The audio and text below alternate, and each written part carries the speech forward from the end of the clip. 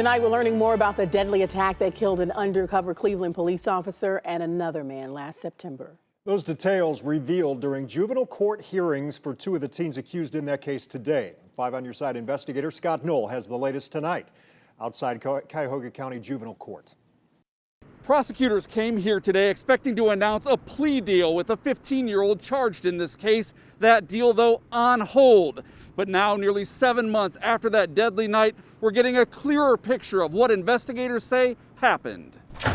Prosecutors say this 18-year-old, one of the gunmen who fired more than a dozen shots into an undercover police car, killing Cleveland police officer James Skirnovitz and 50-year-old Scott Dingus back on September 3rd. He's one of the main individuals who committed this heinous act. This is an unprovocated attack. Prosecutors say the teen was part of a group that was in the area of West 65th and Storer, planning to rob someone of a gun. Instead, prosecutors say the group came across the car with Skirnovitz and Dingus inside. They saw a person in the car with money in his lap. They decided to just shoot the car up.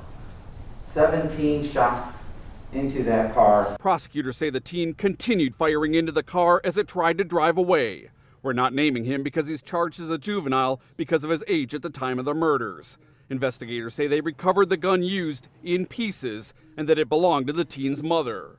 Prosecutors today labeling the teen a danger to everybody in the community. This case involves two victims in this case that were working in a capacity for the community. We have a sworn police officer, Detective Skirnovitz, that was in that car. And we also have a confidential, reliable informant who had been with and worked with the police department for a number of years and was working that day in his capacity as a confidential, reliable informant. A judge ordered that teen held here in juvenile detention until an August hearing.